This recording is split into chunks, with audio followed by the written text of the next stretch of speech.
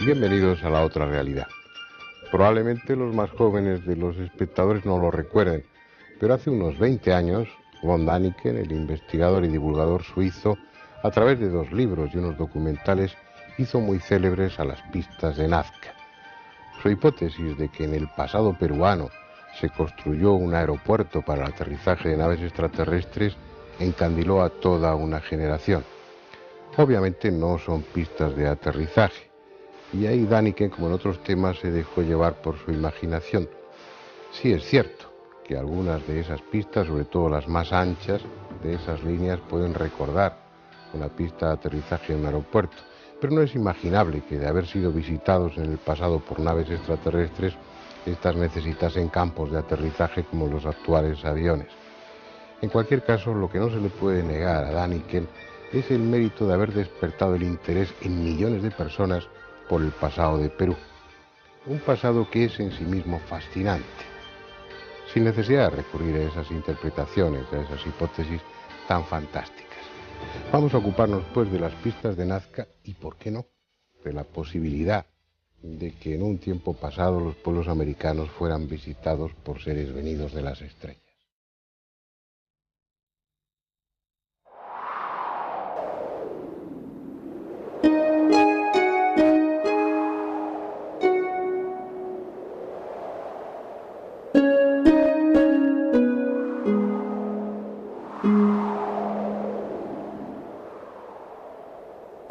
Empujado por el frío, por el hambre, quizá por una guerra perdida, el hombre se instala a veces en parajes tan inhóspitos y hostiles que ha de multiplicar por 10 su esfuerzo para desarrollar una civilización, una cultura. La costa de Perú es así, torturada y seca, tan sedienta y pobre de recursos que cuesta entender la razón que llevó a aquellas gentes de Nazca, de Paracas o de Ica a instalarse allí en tiempos remotos. Sin embargo, como si esas dificultades hubiesen constituido un desafío a su inteligencia y a su deseo de evolucionar, fueron capaces de crear varias de las culturas más desconcertantes y sofisticadas de América. No dispusieron de piedra para levantar colosales edificios, como en el interior del continente, y los que construyeron de barro y estuco se los tragó el desierto, y la lluvia, que cada medio siglo se derrama tormentosamente. Pero se las arreglaron para dejarnos a los hombres del futuro evidencia suficiente del alto grado de civilización que alcanzaron.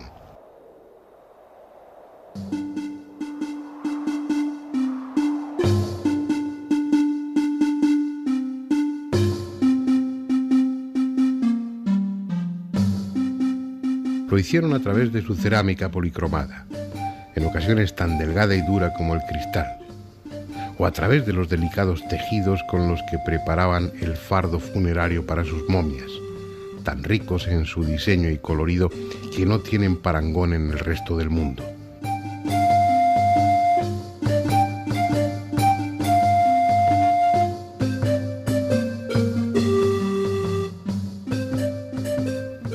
Pero lo hicieron también sobre el suelo, transformando algunas de sus áridas pampas en tableros de dibujo con los que impresionar a sus dioses. Y a nosotros, que sin serlo hemos empezado a recorrer el espacio que antes solo a ellos pertenecía, el aire. Ahí están las célebres pistas de Nazca, tan familiares para los amantes de los misterios arqueológicos y al mismo tiempo tan desconocidas.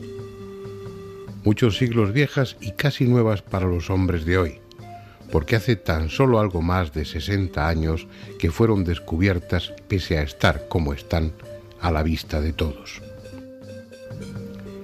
Fue en 1939 cuando Paul Kosok, de la Universidad de Long Island, las descubrió al sobrevolar esta zona en avioneta, estudiando los antiguos sistemas de regadío.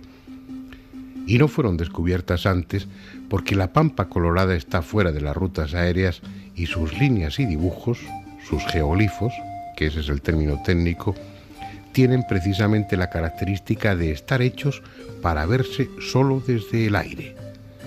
destinados a su contemplación por los dioses o por gentes capacitadas para volar.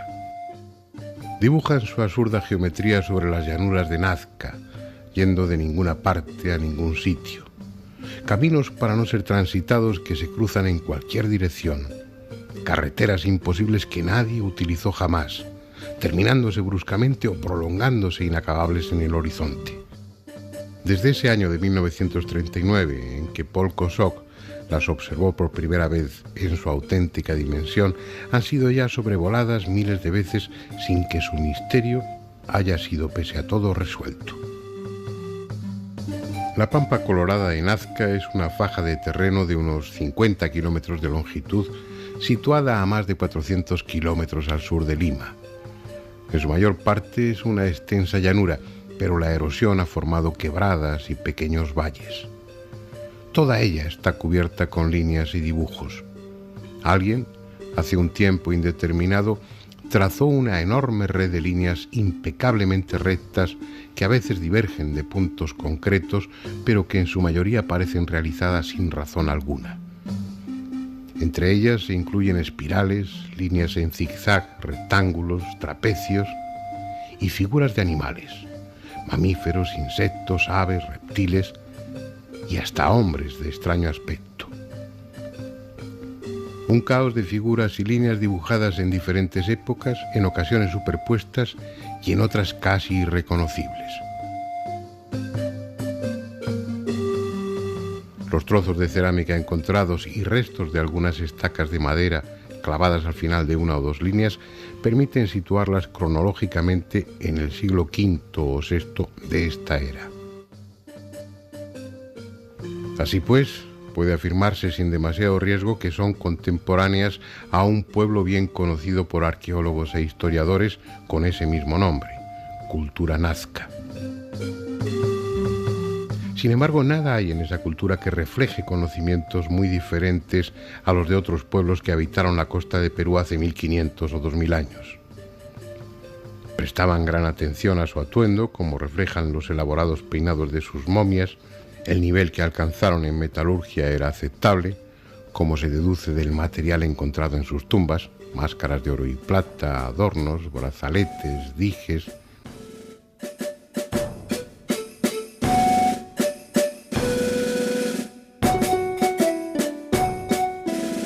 Y la técnica de momificación también era equiparable a la de las culturas próximas, bastante elemental, pero suficiente gracias a la porosidad del suelo y a la extrema sequedad del ambiente. Ni siquiera puede decirse que social y humanamente estuviesen muy evolucionados. No tenían reparo en adornar sus cinturones con las cabezas momificadas de sus enemigos, costumbre esta de la que dejaron abundante muestra en su cerámica y no pocas piezas de esas cabezas trofeo en las tumbas. Pero como veremos, tampoco se necesitaron grandes medios técnicos para realizar los geoglifos.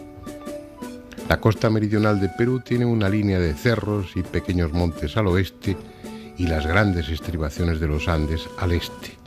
En medio queda una larga cuenca que durante milenios ha recibido los productos de erosión procedentes de ambos lados.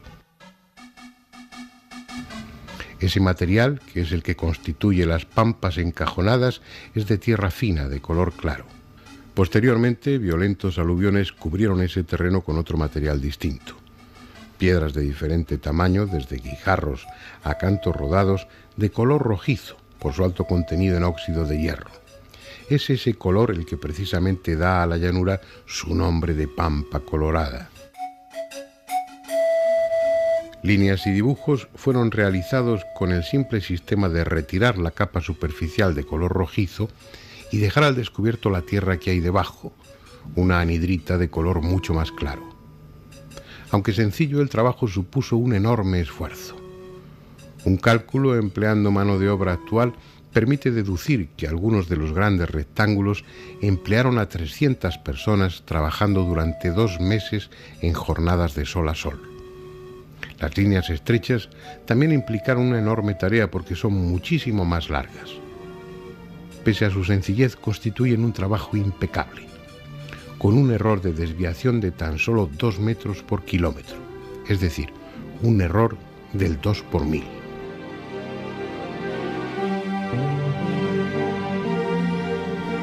Por su parte, aunque más complejas, las figuras de animales, cuyo tamaño va de 50 a 150 metros, pudieron ser realizadas sin recurrir a una visión aérea, aplicando la correspondiente escala. Pero si sabemos con poca posibilidad de equivocarnos cuándo y cómo se hicieron, el por qué, la razón de tanto esfuerzo, sigue siendo un misterio.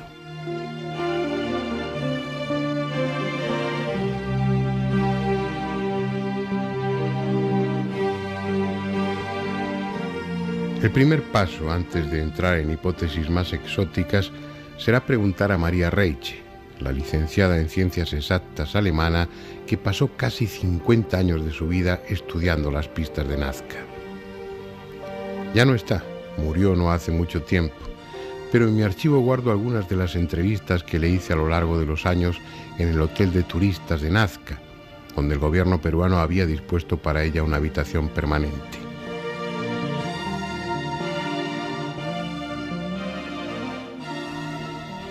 Una mujer excepcional, tenaz hasta extremos inimaginables, que desde barrerlas con un gran escobón para hacerlas más visibles hasta conseguir que el gobierno dictara leyes que las protegieran, hizo por las pistas de Nazca más que nadie haya hecho o pueda hacer. Sin embargo, ni siquiera su hipótesis astronómica es válida. En 1967, el Instituto Smithsoniano encargó al astrónomo Gerald Hawkins un estudio de la posible relación de las líneas con la posición de las estrellas. Utilizando un preciso teodolito, se determinaron 186 direcciones de esas pistas. Los datos fueron enviados a una computadora de Cambridge que buscó la relación con los astros más importantes visibles desde Nazca durante un periodo que iba desde el 5000 a.C. hasta el 1900 de nuestra era. Solo el 20% de esas direcciones determinadas por las líneas se correspondía con el orto o el ocaso de alguna estrella. Y dado el gran periodo considerado, casi 7000 años, hay motivos para pensar que ese 20% es más fruto de la casualidad que de otra cosa. Habrá que seguir buscando una explicación para el enigma de Nazca, pero será en la segunda parte del documental. Más breve porque el tiempo así lo exige, pero posiblemente más inquietante.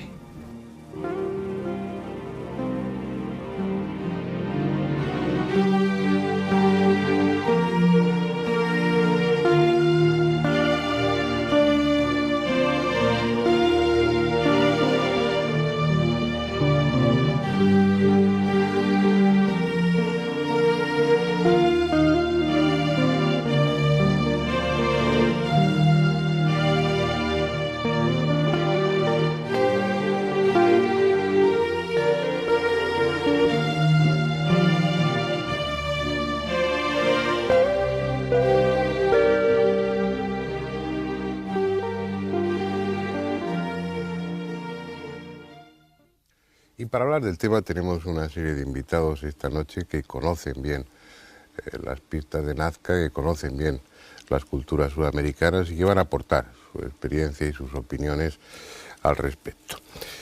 Comenzando por mi derecha, Pablo Villarrubia, ya ha estado en estos coloquios en alguna otra ocasión. Él es brasileño, es un periodista especializado en temas extraños, vamos a decirlo así, y que conoce muy bien América.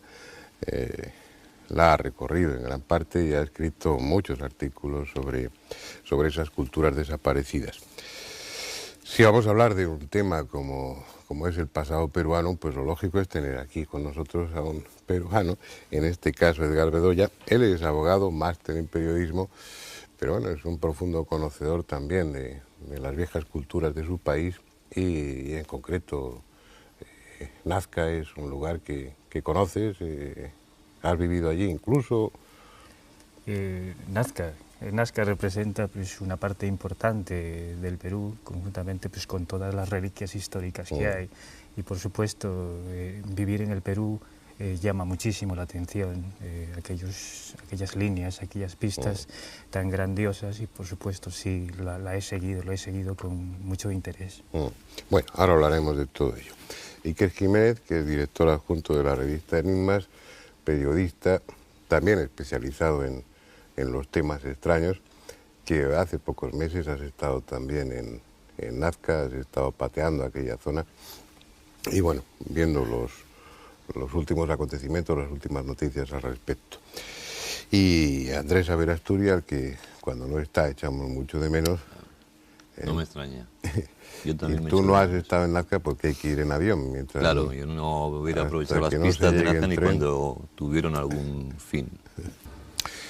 Bien, lo que es evidente es que las pistas o las llamadas pistas de Nazca están ahí, en la Pampa Colorada, y extendiéndose aún más a otras zonas.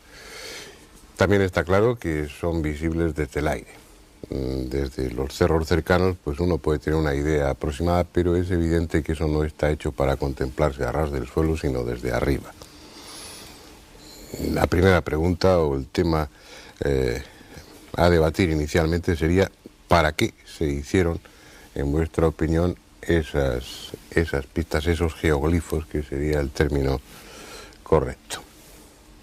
Venga, ¿quién abre el fuego? Bueno, puedo empezar a decir... Estás en tu casa, Edgar, y no te dejes cohibir por estos periodistas, tú también lo eres, así que... Bueno, se está derramando últimamente mucha literatura al respecto. Hay pues una serie de estudiosos que intentan explicar. Por otra parte también están las versiones de los vecinos, de los moradores de aquellas zonas, y de todos, pues en todos los centros escolares también se narran pues leyendas o historias pues recogidas por historiadores peruanos. La causa es algo que, bueno, pues como todos los enigmas del mundo, hay hipótesis, ¿no? Y como decía pues un escritor, como por ejemplo JJ Benítez, hablaba sobre las hipótesis, lo que hacen es arrojar unos rayos de luz, pero no iluminan en su integridad para dar conocimiento a ello. Podemos comentar pues muchas explicaciones al respecto, ¿no? Por ejemplo, en la época antigua, a finales del siglo XV, pues ya se recogieron pues algunos datos, ¿no? Pero el primer trabajo importante, una hipótesis de trabajo, pues es la que recoge Luis de Monzón. Luis de Monzón pues hace referencia en sus crónicas a que recoge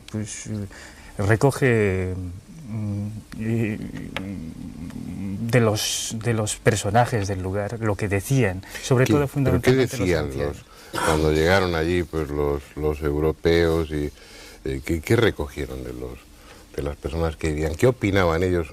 ¿Sabían que existían las pistas de Nazca o no lo sabían, no se les había olvidado la gente que vivía allí? Bueno, habría que diferenciar momentos, ¿no? Cuando llegaron los conquistadores, pues los conquistadores no conocieron aquello, y los indios no estaban en disposición precisamente de comunicar nada a los españoles, porque en principio pues se erigieron al principio pues como amigos, pero luego como enemigos, ¿no? Entonces no estaban en situación de comunicar. Pero por eso Luis de Monzón recoge pues las versiones de los mayores en la zona, y los mayores, la gente adulta, la gente mayor, los indígenas adultos decían al respecto de que la causa era de unos hombres que les denominaban viracocha. Los viracochas, y cuando decían, ¿y quiénes eran los viracochas? Pues los viracochas lo identificaban como hijos de un hombre Dios, y que llegaron al lugar y constituyeron una minoría étnica. Pues llegaron a través del cielo y enseñaron pues a los moradores de la ciudad, y fundamentalmente pues a los nazqueños estas. Entonces la construcción de esas pistas lo que significaba era algo así como decir, pues aquí te esperamos, ¿no? Te esperamos cuando volváis. O sea, sería un mensaje afectivo y un recordatorio. Exacto, una especie un mensaje de reclamo, reconocimiento, ¿no? Es reconocimiento a alguien que podía ver desde el cielo, a alguien que podía ver desde las alturas. Bien.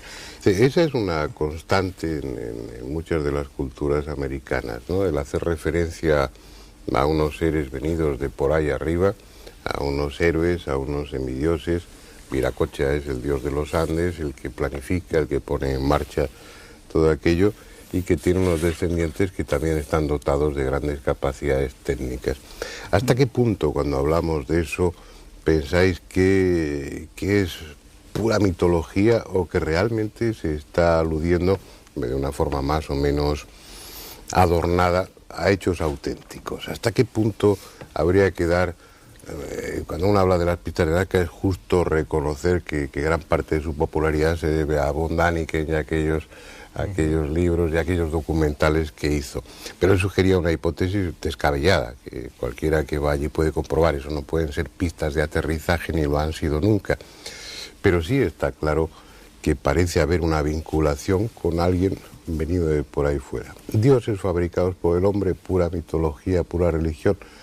¿O creéis que se está aludiendo a hechos reales? A la visita tendrían que ser de otro planeta, aunque cueste así decirlo, porque hace unos cuantos siglos no había nadie que pudiera volar aquí en esta tierra. ¿Se estaría hablando de hechos o se estaría hablando de pura religión, de pura mitología? Don Fernando, hay una hipótesis muy curiosa, y bueno, surgió a principios de los 70 o a finales de los 60, esta teoría, bueno, que fue además, se hizo después un vuelo, de que los incas o los pre-incas que habitaban esa región, más bien, conocían técnicas de vuelo en globo, o sea que podrían construir unos globos primitivos y desde esos globos podrían trazar, o sea, orientar, ¿no?, estas líneas. Y eso me parece un aspecto muy interesante. ¿Serían estos quizás los hombres que vinieron del cielo? Hombres que pero no creo que vinieran en globo, ¿no? Un globo. Pero yo seguí, es un tema que a mí me ha apasionado, pues como a vosotros también. El ser más viejo tiene la ventaja de que hace más años que me vengo apasionando del tema. Esa hipótesis que luego se llevó a la práctica, se construyó incluso un globo. Un prototipo, ¿no? Sí. Y no sé de qué universidad norteamericana eran quienes lo hicieron. Pero eso lo único que demuestra es que los antiguos habitantes de la Pampa Colorada, los antiguos habitantes de Nazca, podrían haber construido un globo, únicamente porque los materiales estaban ahí, tampoco hace falta mucho, en definitiva era un globo de aire caliente. Pero eso no quiere decir que lo hicieran, ni mucho menos. Exacto. Tampoco también estaban en situación técnica, pues de construir relojes, y no los construyeron, como había relojes aquí hace pues unos cuantos siglos que funcionaban perfectamente, eran muy rústicos, pero veían el tiempo. No, pienso que eso no, además que no tiene sentido. Estamos hablando de una cultura que no surge de una forma aislada y brusca, sino que tiene toda una tradición. Junto a las pistas de Nazca está la cerámica de Nazca, por ejemplo, además es prodigiosa, muy bonita. No hay representaciones de globos en ningún sitio, que hubiera sido algo muy importante dentro de una cultura, ¿no? El poder remontarse en el aire es algo de lo que tendría que haber quedado constancia. En cambio, de lo que sí hay, sobre todo los mantos de Paracas, que está al lado, sí son representaciones de esos dioses o héroes flotando en el aire, como si estuvieran desplazándose sin vehículos. Ahí no hay representaciones de naves. Pero bueno, he interrumpido tu discurso y lo que quiero es que habléis vosotros, no yo. Venga. Andrés, ¿qué haces? ¿Te pones ahí a leer una revista mientras estamos aquí debatiendo? No, si estoy leyendo el artículo de... Además que Iker estuvo recientemente ahí también en Nazca, ¿no? Podría... Pero que uno se deja ver estas cosas y dice, pues hombre, pues sí, todo esto puede ser, pero claro, esto es como cuando vas en todos los pueblos, dice, mira, en la sierra se ve la mujer muerta, ¿no ves? Entonces, es decir, uno ve una montaña y siempre ve la figura que le digan que ve, como si ves el cielo, ves las nubes, la figura que quieren que veas, porque bueno, pues está ahí el degollador o no sé qué, no, pues vale, pues, si tú dices que está el degollador, a mí no me lo parece, pero yo creo que ves con una fe previa en todo eso. Pues yo desde la erosión, desde unas determinadas circunstancias climatológicas, hablo de las pistas fundamentalmente, no ya de los dibujos y todo lo demás, ¿no? Pues le doy 100.000 explicaciones bastante más sencillas o más elementales que esta. A ver, una. Pues eso, fenómenos de erosión. No, de eso es absolutamente imposible. Está descartado porque solamente son artificiales las líneas. Son geométricas, no es una, sino hay centenares. Bien, ¿y qué? Y luego, no hombre, eso es, y además la técnica no es difícil, es retirar el cascajo de encima y dejar el suelo la negrita. Sería limpiar una raya, una línea. Que bueno, eso lo ha hecho el hombre, eso sí es evidente. El tema es ¿para qué? ¿Para qué crees tú que hace eso? Para nada, yo creo que no lo ha hecho. Vamos, yo no creo que hayan perdido el tiempo haciendo estas cosas. Y es que, como estáis siempre con medias palabras, decir, ¿queréis que han venido los platillos volantes o qué? No lo sé, estamos buscando una explicación. A ver, al final ¿qué decidís? Yo no. A mí me gustaría pues hablar un momento sobre la historiadora, bueno, digamos que es la matemática alemana Maria Reiche. Sí. Es una mujer que llegó al Perú a mediados de los años 40, más o menos en los años 45, y ha dedicado 45 años de su vida al estudio de estas pistas de Nazca, de estas líneas de Nazca. Se la conocía como la bruja de las Pampas. Y recientemente, bueno, falleció hace un año y un poco más. Sí. El gobierno peruano la condecoró y la nombró pues como la dama de Nazca, precisamente por sus profundos estudios sobre la materia y por su dedicación, ¿no? Es una ciudadana alemana, matemática, pues se desplaza al Perú de vacaciones y de pronto pues se queda. Es como para decirle, ¿no? Mucha gente le decía, pues, ¿qué hace una matemática alemana en un sitio como este, ¿no? Se hablan cosas muy curiosas de ella, como que estaba durante 10 años, se pasó su vida a una escalera que le dejaba pues la compañía de teléfonos del Perú, viendo y analizando figura por figura.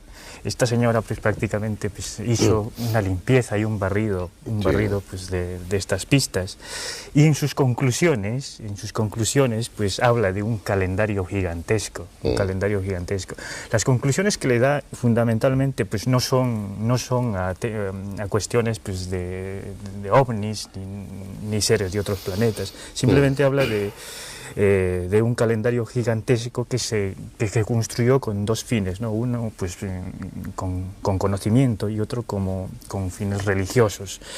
En lo que se refiere pues, a conocimiento, hace referencia pues, a que las líneas que apuntaban al horizonte corresponderían a la caída del sol en el momento de los solsticios, Sí. un periodo pues, que coincide con el inicio de las actividades agrícolas en esas fechas, ¿no? Perdona, Edgar, te voy a cortar un poco porque eso ya lo se expone en el documental. Sí. ¿Tú conociste a Maria Reiche? No tuve la suerte de conocerla. Pero bueno, sí conoces sus trabajos, Sí, ¿no? conozco sus trabajos, sí. El problema de Maria Reiche, a la que se le debe todo tipo de honores y respeto, pues si ha habido alguien enamorada profundamente del Perú, ha sido ella, y si ha habido algún investigador que ha entregado su vida a una causa como las pistas de Nazca, pues ha sido ella. Yo creo que hay pocas personas así repetibles como ella. Lo que pasa es que a mi juicio Maria Reiche estaba condicionada por un planteamiento inicial. Ella lo que buscaba era datos que confirmaran la función astronómica de las pistas. Y efectivamente hay varias de esas pistas que coinciden con el orto o el ocaso del Sol o de alguna estrella importante. Lo que pasa es que se hizo, si yo no recuerdo mal, pues hace ya bastantes años se hizo un estudio con ordenador viendo la coincidencia de líneas con momentos astronómicos importantes, pues era solamente un porcentaje. Es decir, con toda seguridad, como tú exponías, algunas de esas líneas coinciden con la salida o con la puesta del sol en determinadas fechas, en los solsticios o en los equinoccios, pero hay otras muchísimas más que no que no coincide. Y luego yo me hice una pregunta, no sé si te la habrás hecho tú, ¿dónde se colocaba el astrónomo para observar? Sí, sí. En el globo. Sí, es cierto, tiene muchos detractores, ¿no? Fundamentalmente, pues, respecto a ello, aunque eran amigos, decían ser amigos, por ejemplo, JJ Benítez. Sí, no, yo he estado con María Reche en muchas ocasiones y hemos hablado mucho sobre el tema, y ella era una mujer magnífica, pero era de piñón fijo, como decimos, que ella tenía un criterio y no quería saber nada más de otras posibles interpretaciones, y todas las objeciones que se le podían hacer y que no se le hacían, pues obviamente por respeto y porque bueno, ella estaba en su derecho y con elementos de juicio suficiente para opinar lo que quisiera, pero las razones en contra de su tesis, pues bueno, no las prestaba atención, no era muy... Sí, por supuesto. Pero podemos hablar también... Perdona, Iker, no, yo si me lo permites, Fernando, igual voy a discrepar un poco con Andrés, está viendo dibujos y yo creo que... Es que sois fantásticos poniendo pie. Andrés... Dice izquierda, el astronauta saluda al cielo. Arriba, las escafandras, y son dibujos absolutamente infantiles, típicos de esas culturas. Y hombre, tú quieres aquí una escafandra, pues no. Pero vale. probablemente yo voy a discrepar con Andrés, si me permites, Fernando, esas palabras, ¿no? porque dice, estas figuras... se les llama así, no porque lo sea. Perdona, Fernando, estas figuras que él dice que son erosiones, resulta que tras 40 años de investigación son patrimonio de la humanidad. No hay otras en el mundo como estas. No, he dicho las figuras, las hablaba de las pistas. Bueno, claro, es que yo también te hablo de las figuras, ¿no? Que hay dibujos muy curiosos. Pero si me permitís, yo pondría un poco de misterio en el asunto. Estamos hablando de un tema bastante serio y yo creo que sí que es misterioso, ¿no? Hablabais de una profesora alemana que lleva 40 años investigando. Nos imaginamos a esa señora de pelo blanco subida las escaleras, midiendo las pistas. Pero tienes razón, Fernando, yo pienso, al menos en mi corta experiencia ahí en Perú, que tenía unas ideas muy concretas, ¿no? Unas ideas que era demostrar el científico que tiene su idea preconcebida y quiere demostrarlo. Sin embargo, lo que es cierto es que María Reche, algunas figuras que sacáis en ese reportaje vuestro, hay algunas figuras desconocidas por completo, que se pierden pampa colorada abajo, en territorios apenas casi vírgenes o muy poco visitados, y que son figuras, Fernando, muy extrañas. Tú las has podido ver. Son figuras que no tienen nada que ver con animales, con pájaros, son figuras, como dice el amigo Andrés, que se ríe del astronauta y demás, pero son figuras que los... Me río de la interpretación que tú dices, que es el astronauta saludando como en plan torero, en plan Curro Romero, saludando a la posteridad, tío. La gente puede verlo en la pantalla, y yo creo que son figuras de momento antropomorfas, algunas con grandes cabezas, con ojos inmensos, y la cuestión es decir que hace unos 2000 años esa gente que estaba representando cuando hace un ser con antenas, con dos... Yo ni sé si es extraterrestres o no lo sé, pero es curioso que en unas montañas de Perú parezcan estas figuras que no tienen nada que ver con animales, no tienen nada que ver con pistas. Y lo más curioso, Fernando, que esta señora alemana que trabaja 40 años no nos cuenta que están ahí, sino que se descubren casi por accidente después, ¿no? No, ella no se metía en otras interpretaciones. Ella descubrió una de las funciones de las pistas Nazca, que es que algunas de esas líneas coincidían con momentos astronómicos. Ella, por supuesto, entendía, conocía el tema mejor que nadie, que había muchísimas más líneas que no coincidían con... Bueno, pero al coincidir, estas cuando menos tienen una función astronómica, una función calendárica, para medir ciclos, lo cual también es lógico. Es decir, si estás haciendo algo para que se vea desde arriba, ya sea para comunicarte con los dioses o con marcianos, pues no solamente estás llamando su atención, sino que estás marcando determinados momentos, determinados hitos para señalar, para computar cuándo son sus visitas o cuándo se van a repetir. Tiene una función también para medir el tiempo, entre otras muchas, no es sorprendente. Tú te coges la Gran Pirámide, pues su función no es la de ser un calendario, pero sin embargo está perfectamente orientada, alineada y está marcando momentos astronómicos importantes. Eso hasta en las catedrales pasaba, en determinados momentos la luz que entra por una ventana, por una vidriera, pues dan... Es decir, el que hubiera una función astronómica en esas pistas no quiere decir que fueran un observatorio, sino que es una de las muchas funciones que podrían tener. Aceptado. Tenían una función astronómica algunas de las líneas, pero eso no justifica, y además, yo se lo decía a ella, ¿para qué montar toda esa historia? Si lo que se busca es una alineación para determinar pues el punto del horizonte por el que aparece o sale el sol en una fecha determinada, es que lo marca con 2 piedras. No tienes más que con 3 si quieres para precisar más. No tienes que trazar líneas a veces de decenas de kilómetros, algunas de ellas son tremendamente largas. Has dicho una cosa muy importante, o sea que yo diría que es el punto clave de la cuestión de las líneas de Nazca, es que ellas solo pueden ser vistas desde determinada altura, o sea, fueron hechas para ser vistas de lo alto. ¿Qué suponemos a partir de eso? Que realmente o existía alguien que estaba allá arriba mirando esas líneas, o que servía a alguien que estuviera allá arriba. Ahora, ¿allá arriba dónde? ¿Y quiénes estaban allá arriba? Ahí volvemos, podemos retomar el tema también de los mapas de Piri Reis, los famosos mapas del almirante turco, ¿no?, que muestran la Tierra desde una perspectiva, supuestamente, ¿no?, lo que he leído, no sé si eso es cierto, no he podido averiguar a fondo el tema, desde una perspectiva como si fuera un satélite, ¿no?, que hubiera tomado o por lo menos visto, ¿no?, la Tierra, y de ahí entonces el cartógrafo turco hubiera dibujado el mapa del planeta Tierra a partir de esa perspectiva. O sea, podemos hablar entonces de una tecnología en el pasado, desde la órbita terrestre, o entonces de un plano más bajo, pero aéreo, ¿no?, dentro de nuestra atmósfera, que pudieran, o sea, gente que pudiera contemplar, ¿no?, estas líneas, seres inteligentes a que hablamos, ¿no?, y para que ahora queda ahí la cuestión, ¿con qué objetivo, ¿no?, esa gente que estaba ahí arriba observaba esas líneas o le servía de algo esas líneas? Yo creo que la clave está ahí, o sea, en la posición, cómo fueron, o sea, de dónde se ven estas líneas. Tenemos que buscar la respuesta por ahí, me imagino. La cuestión, Pablo, es que lo que es extraño realmente es que, vuelvo a redundar, ¿en qué demonios pinta un personaje de 70 metros de altura, con esas grandes cabezas, y que además tú, Fernando, que conoces bien la mitología y los dioses interpretados en figuras cerámicas? No hay ese tipo de dioses. Yo admito que haya dibujos religiosos, ¿no? Es decir, que estos seres, estas personas hace 2000 años representaron mensajes para sus dioses. Me parece más lógico que incluso que pistas y demás historias.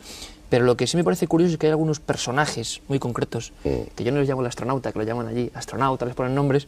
Y su séquito. Y su séquito. Realmente estos son como fuera de catálogo, ¿no? Están ahí de repente, nadie sabe por qué. Claro. Y a mí lo que me parece raro es que había, no voy a hablar de conspiración ni mucho menos, pero sí es cierto que yo hablaba con los pilotos y una cosa es lo que ve pues la gente que vaya a Nazca, ¿no?, y le pasan pues el colibrí, la ballena, no sé qué, las figuras típicas y además bastante tranquilizadoras, ¿no?, y dan una explicación oficial. Aquí están las figuras que nuestros antepasados crearon. Sin embargo, yo recuerdo perfectamente, por ejemplo, a un piloto, José Zabaleta Estrada, que me dijo, mira, pues yendo esos montes para allá donde ni siquiera circulan las avionetas, y pude ir con él al final, hay otras muchas figuras que ni siquiera se han catalogado, que ni siquiera han salido en publicaciones y que rompen esas teorías, porque son figuras de seres humanoides que están ahí mirando al cielo, yo no sé qué explicación tienen, pero que rompen todo lo que se ha dicho hace 45 años sobre estas líneas, y es lo misterioso realmente, ¿no? Porque unos kilómetros más allá hay algo de lo que no se habla. A ver, lo que pasa, ahí hay dos aspectos, a mi juicio, importantes. Uno, que está claro, que están hechas para ser vistas desde el aire, ya sea por seres hipotéticos, los dioses, o por seres reales que volaban. Uno ya puede escoger una de las dos hipótesis. Otro punto importante, a mi juicio, es que hablamos de las pistas de Nazca porque en la Pampa Colorada hay una extraordinaria concentración de todo ese tipo de geoglifos, de líneas, espirales, dibujos de insectos, dibujos de animales, realizados magníficamente. No digo que no estuviera al alcance de ellos, se hicieron pruebas y se demostró que trabajando a escala así se puede hacer eso. La técnica, además, como conocéis bien, es sencilla porque es apartar la capa superficial, que es de color ocre, y queda debajo pues un terreno que es rico en anhidrita y es mucho más claro. No tenían problema para hacerlo. Pero es un diseño tan elegante, tan ahorrando tantas líneas, están hechas como cuando uno traza dibujos sin levantar la punta del lápiz del papel, ¿no?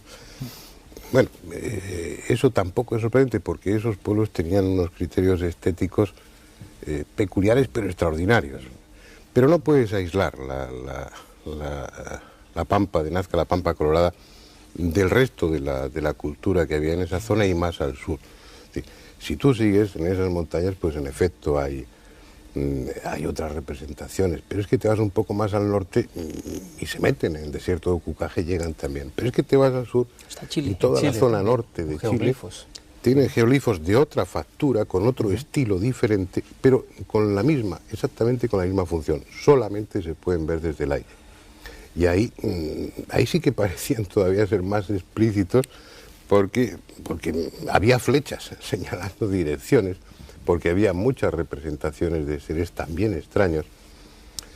Pero si nos basamos solamente en la forma, podemos caer en el mismo error de Däniken, que terminaba viendo astronautas pues en todo lo que... Esto parece un astronauta, y a lo mejor pues lleva una mochila con el oxígeno y lleva además... Y es porque el hombre nos había tomado el trabajo de estudiar esa cultura, de ver la simbología, de ver los aspectos religiosos y de ver el resto de la iconografía de esa cultura. Si tú te coges y te vas, bueno, un poquito más abajo, al lado, a Paracas, a la cultura de Paracas, te vas a encontrar seres todavía más raros que esos que aparecen representados en los montes. Quiere decir que son marcianos, para hablar coloquialmente, o son representaciones antropomorfas, que eran muy frecuentes, no porque tuvieran el capricho en los países americanos de representar a los dioses con dientes de felino o con alas de águila, no es porque existieran, sino porque juntaban atributos de una forma simbólica en esos personajes. Entonces, si nos basamos solo en la forma, corremos el riesgo de pasarnos un poco. Si hubieran tenido realmente contacto físico con seres de otro planeta, y esos seres de otro planeta, respondiendo a la imagen que tenemos de ellos, eran distintos, los habrían representado en vasijas, los habrían representado en tela, los habrían representado de mil maneras distintas. Y ahí están esos hombres alados, ¿no? Que, pero lo que es más probable, pero son hechos aislados y que sí, pueden, simbólicamente tienen otras explicaciones. Lo más probable es que los hayan representado, pero no nos llama la atención en sus representaciones porque eran iguales que nosotros. Eso es lo más, es lo más la fácil. Cultura, bueno, pues que seguramente conocemos un 5%, un 3% de lo que fue aquella cultura, que efectivamente fue una cultura refinadísima, que fue una cultura que llegó a unos extremos de sabiduría, de conocimientos, de astronomía y tal, y dejó esto que forma parte de algo que desapareció y otras cosas que han quedado. Entonces, lo bonito es meterse lo bonito... Lo que es divertido es empezar a explicarse, pues no, pues tampoco te tienes que explicar. Ver, las calzadas romanas, si las descubrieran dentro de no sé cuánto, pues unos señores que hicieron unas calzadas romanas porque estaban muy puestos en la ingeniería. Pues si les parece bien a ustedes, vamos a ver la segunda parte del documental y luego continuamos el coloquio.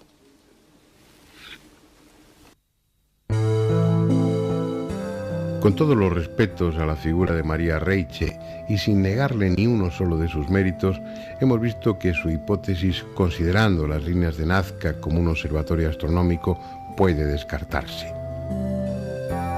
Era una idea sugestiva, que encajaba con los esquemas arqueológicos más conservadores y que fue apoyada por muchos, quienes incluso veían en las figuras de animales trazadas junto a las líneas un equivalente de las figuras del zodiaco en la astrología clásica. Pero si no tienen una función astronómica, ¿para qué están ahí? Entre el gran público, muchos creen que son lo que parecen, pistas de aterrizaje.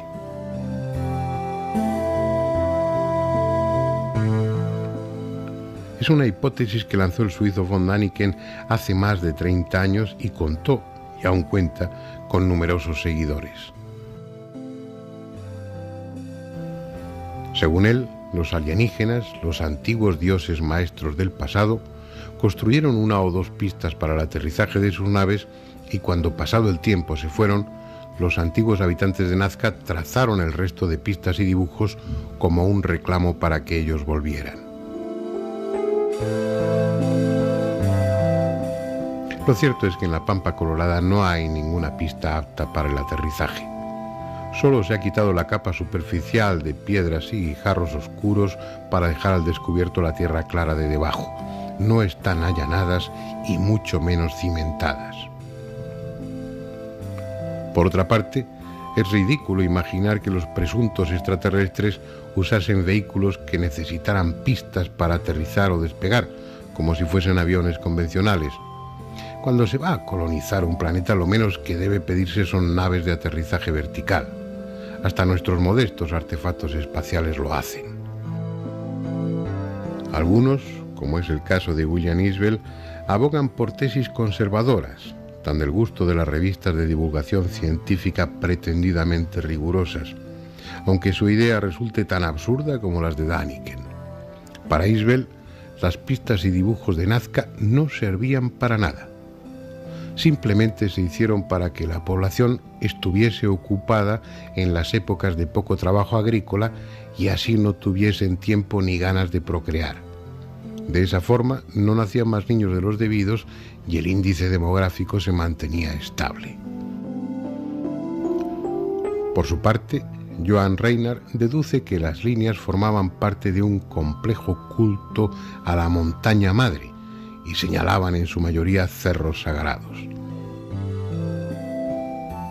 Pero la palma se la lleva, a mi juicio, el egipcio afincado en Suiza, Henry Stirling, tan buen fotógrafo como mal investigador. En un extenso trabajo publicado en 1983, pretende convencer al lector de que pistas y líneas estaban hechas para extender en ellas los larguísimos hilos que servían de urdimbre para tejer los mantos con que luego envolvían a sus momias. Y así podríamos seguir durante horas, porque sobre los geoglifos de Nazca se ha escrito mucho, aunque con desigual fortuna. La única verdad es que nadie sabe realmente su significado. Están hechas para ser vistas exclusivamente desde el aire, por lo que es lícito deducir que su mensaje, sea cual fuese, está destinado a dioses, pájaros u hombres capaces de volar. Pese a que, como se ha demostrado, las gentes de Nazca habrían tenido recursos para construir globos, no lo hicieron. Una conquista técnica de esa envergadura no pasa desapercibida y estaría representada hasta la saciedad en telas, cerámica y piedra. Si hubo gentes que se desplazaban por el aire en aquellos tiempos, no fueron los habitantes de la Pampa Colorada. Tampoco es sensato considerar esos dibujos como una exclusiva de aquel pueblo. Otros muchos de la costa del Pacífico hicieron lo mismo, con distintas técnicas pero con idéntica intención.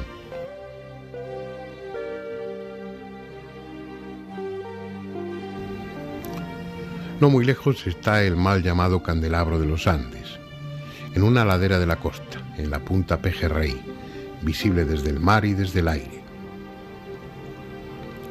Es como el emblema de una cultura, una especie de estandarte que marcase los dominios de un imperio ya olvidado. Mide 183 metros en su parte más larga y las líneas que lo forman tienen 5 de anchura y apenas 50 centímetros de profundidad. Las brumas, cargadas de sal, lo protegen con una fina costra. Y como nunca llueve intensamente, puede llevar ahí 1000 años o 10.000. Pero aunque no sea candelabro ni esté en los Andes, parece innegable que guarda relación con las vecinas pistas de Nazca. Quizá la clave se encuentre oculta en los extraordinarios mantos de Paracas, otra cultura de la misma zona, en esos tejidos de medidas descomunales realizados con una técnica hoy imposible. Hay representada toda una mitología indescifrada en la que abundan extraños seres voladores. Habrá que hablar de esa cultura, de esos mantos y de las extrañas criaturas en ellos representadas, pero no en esta ocasión.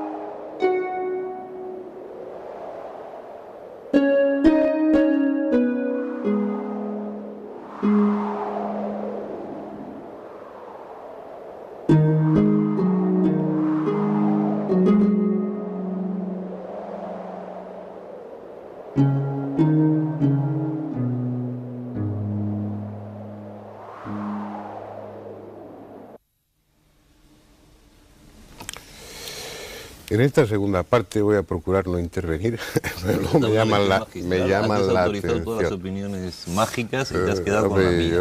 Debéis entender, y también ruego a los espectadores que lo entiendan, que uno tiene temas ante los que está especialmente sensibilizado. Las pirámides y la cultura maya, son dos cosas que te fascinan. Sí, en este caso, pues también las pistas de Nazca. No, todo Sudamérica en general. Me interesa mucho, pero voy a callarme, aunque digáis cosas con las que no esté de acuerdo, los protagonistas sois vosotros.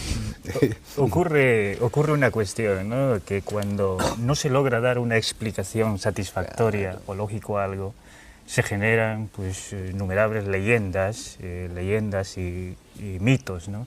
Y en este caso pues también se han generado. Se cuentan en los colegios, ¿no? En los institutos, hay unas leyendas, por ejemplo, las más graciosas hacen pues, referencia a que se tratan de pistas de aterrizaje, pero aún hay otra que abunda más al respecto. Lo relaciona con un candelabro de Paracas, supongo que no sé si habéis oído hablar de él. También son unas líneas y Paracas, el candelabro, es un tridente que está aproximadamente a unos 200 kilómetros de las pistas de Nazca.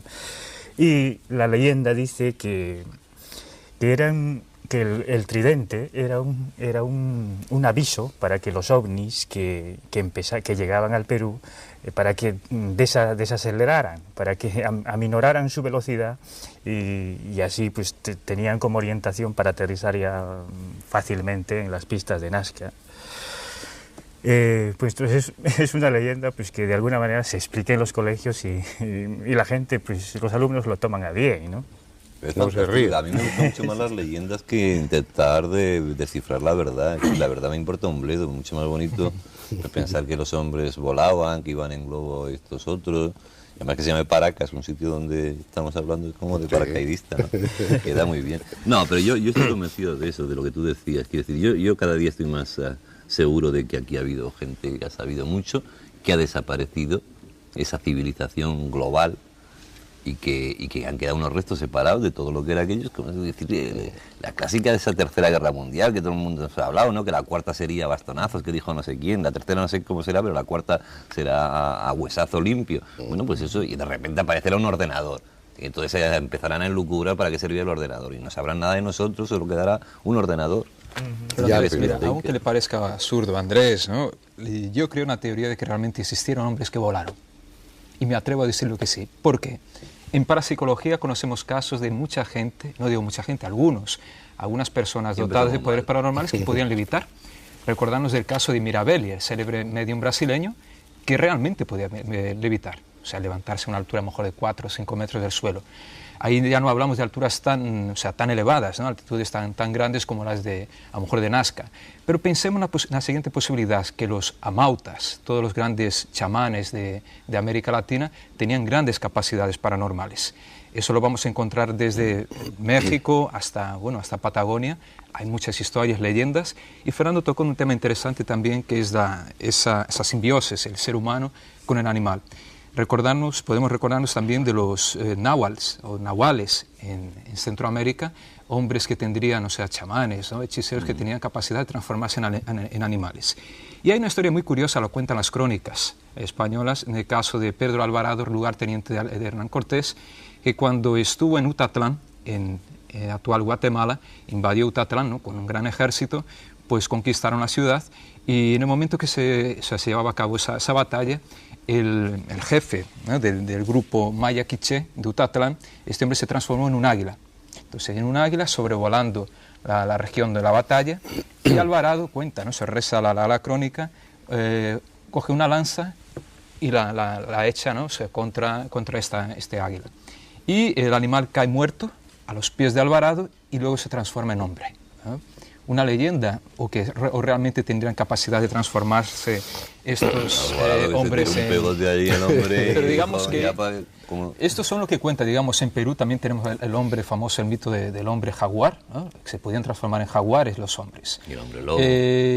Pero digamos que eso sea realmente un aspecto más fantasioso de la historia. Digamos que estos hombres realmente podrían volar, pero por capacidades paranormales. Podían desarrollarlas a tal punto de que podrían levitar a una altitud realmente considerable, a tal punto de orientar la fabricación o por lo menos el dibujo de estas líneas. Pensemos en esa posibilidad. Yo creo que no es tan descabida, tan descabellada. Si realmente en pleno siglo XX se han registrado casos de levitaciones, ¿por qué no en el pasado? Y personas, digamos, con unas capacidades mentales, rituales, capaces de inducir a estados de trance y también digamos, a un estadio paranormal capaz de levitar, ¿no? Producir este efecto. A mí me parece curioso porque Andrés, por ejemplo, no ha estado allí. Pero recuérdame que luego te pongo un tratamiento.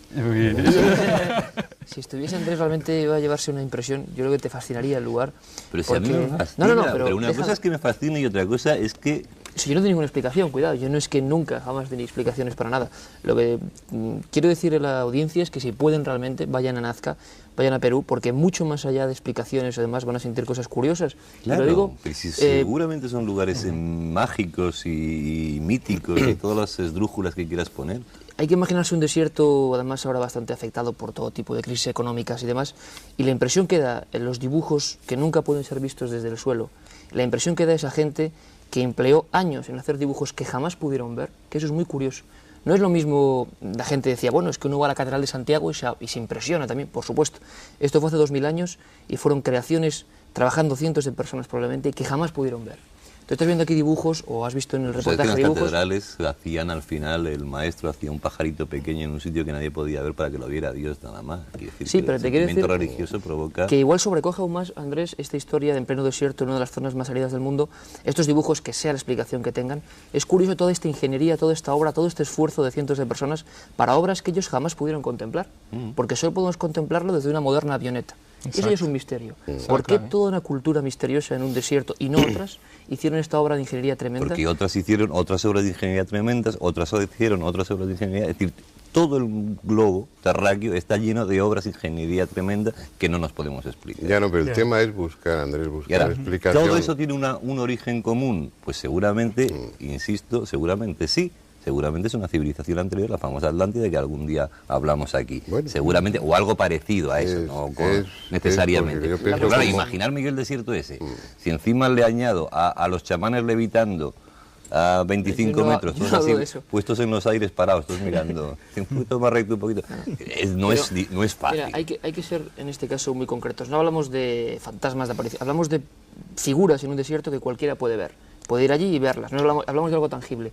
Y lo más curioso es, aparte de esto que comento, que ellos no lo pudieron ver, es que están ahí prácticamente... ¿Qué se hacía hace 2000 años en el mundo? Comentadme un poco obras de este calibre en el mundo hace 2000 años. Hay diferentes obras, ¿no?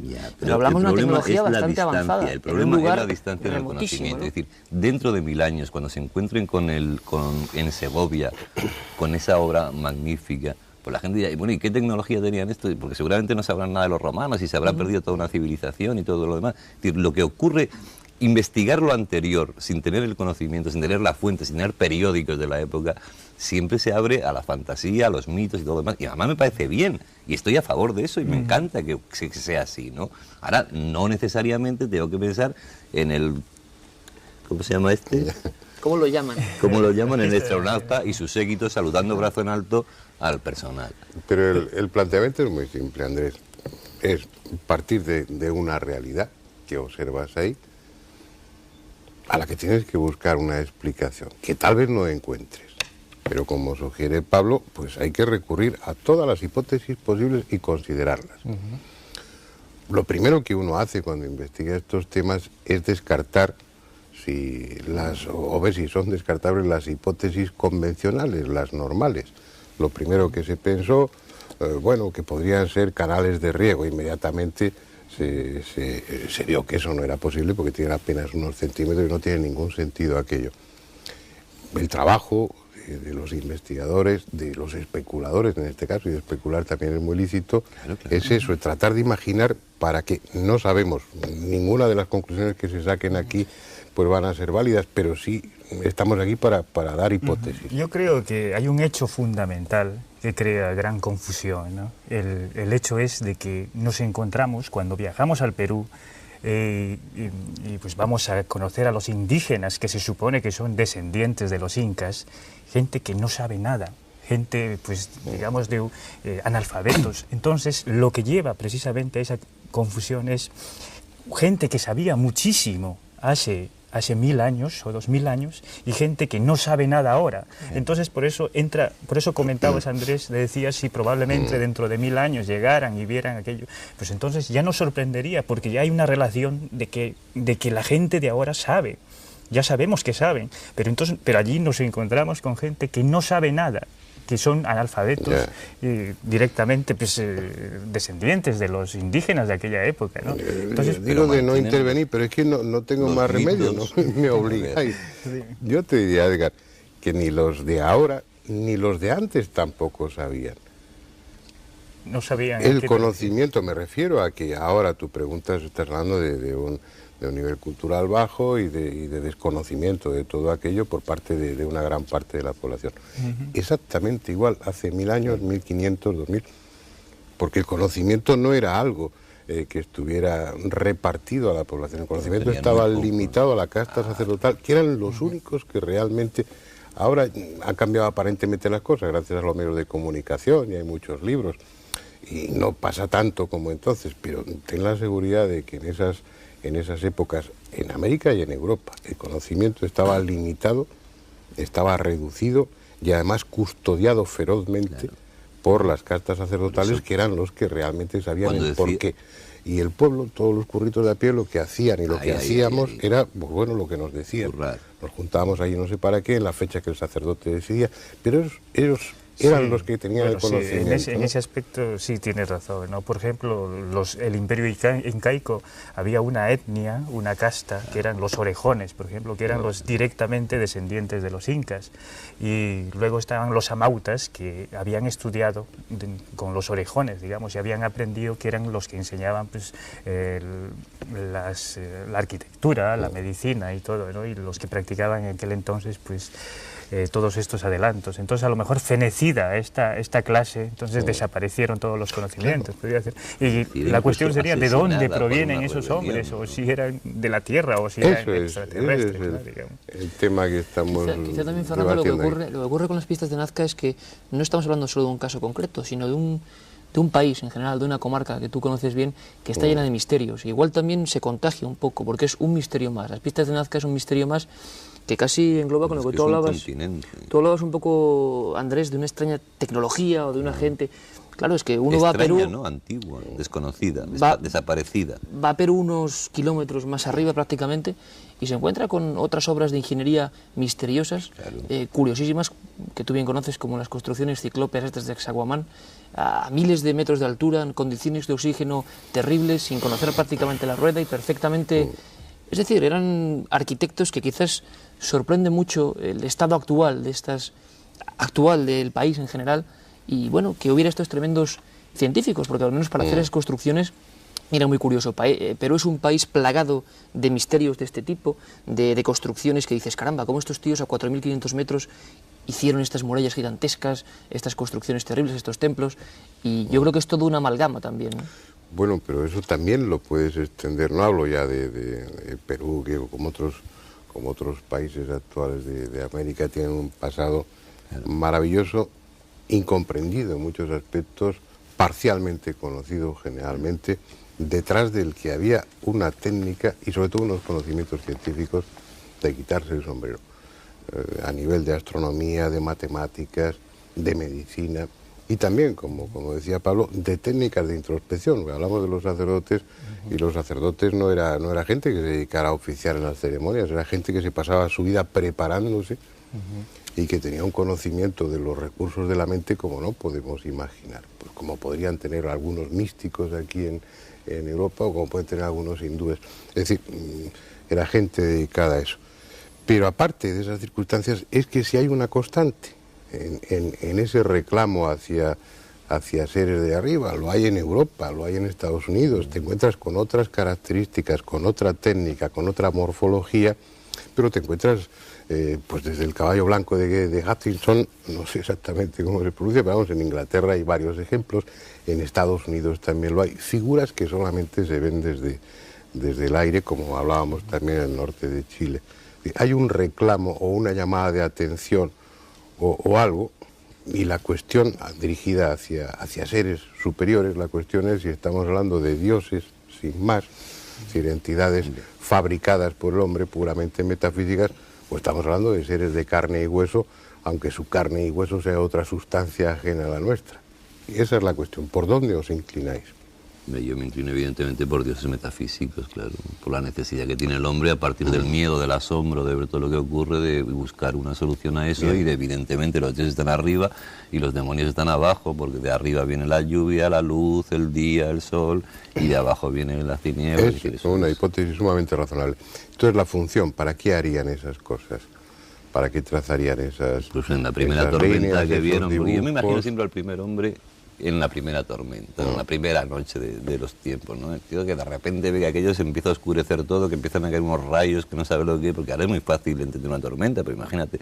Entonces, naturalmente, el pánico que les entra y empiezan a hacer peticiones y empiezan a crearse dioses, pero tú ya te he contado yo esta historia miles de veces. Empiezan a crearse dioses, entonces para calmar la ira de los dioses, que es una frase típica y tópica de las películas y todo lo demás, pues entran desde las cosas inverosímiles desde nuestro punto de vista, porque no tenemos las fuentes de donde era. ¿Esto qué significa? Pues seguramente algo de eso, alguna razón tendrá, pero no una razón extraterrestre. ¿Por qué no? Pues porque yo no me la creo. Es una hipótesis de trabajo. Claro, pero con hipótesis de trabajo no se puede admitir todo. Nada aquí, ni Iker, claro, ni yo, nadie. O sea, pero es una hipótesis que tenemos que tener en consideración. ¿Por qué es tan sorprendente esa hipótesis? Me pregunto pero, yo. Pues porque ya te lo he dicho miles de veces. El día que bajen en el centro del pueblo y me digan hola, buenos días, somos los extraterrestres que estamos dando la paliza desde hace 200.520 años, porque ya me contarás desde cuándo están, según las teorías, dando la paliza a los extraterrestres, entonces ya diré, pero vosotros tenéis algo que ver con lo del Perú y con lo de las pirámides. Pues sí, fuimos nosotros. Ah, bueno, pues encantado, mira, me habéis quitado un peso encima. Mientras tanto, ¿cómo era lo que tú inventaste? Que se vayan a hacer cósmicas puñetas. Pues que se vayan a hacer cósmicas puñetas. Yo no tengo por qué acudir cada vez que no sé algo a los extraterrestres. Acudo a la ignorancia y punto. No, bueno, simplemente eso. Es muy curioso que, bueno, yo no sé si hay extraterrestres o no los hay, pero lo cierto es que en la pampa de... Yo no sé si creo o no. Sí. No. Y no lo sé, vamos. Soy un ignorante también. La cuestión es que en la Pampa Colorada de Nazca, hablando de estas líneas, no solo tenemos como tema misterioso estas figuras extrañas. Habría que indagar un poco y uno simplemente empieza a hablar con los propietarios de venetas que pasan ahí todo el día. Hay que decir, lo habéis explicado, pero bueno, que las venetas cruzan diariamente todas esas y descubren de vez en cuando otras nuevas líneas. Son meros datos, ¿no? Pero hay un montón de personas absolutamente honorables. Hablando con ellos, yo recuerdo, intimando un poco con algunos de ellos, me contaban algunas experiencias que están ahí, yo no sé cómo calificarlas, pero francamente sobrecogedoras, ¿no? En Nazca ha habido varios accidentes, hubo uno hace un par de años donde murieron varias personas, y se tomaron unas medidas diferentes, se hicieron rutas concretas, pero antes cada uno volaba por donde quería, iba, y varias personas, varios pilotos me contaron experiencias, entre comillas, ovni, vamos a llamarlas así, realmente fascinantes, ¿no? Desde haber sido perseguidos, incluso Luis Muguerza, uno de los pilotos, de haber sido perseguido por una especie de disco, él llamaba así, plateado. Él me juró por sus hijos que no creía en nada de esto y seguía sin creer.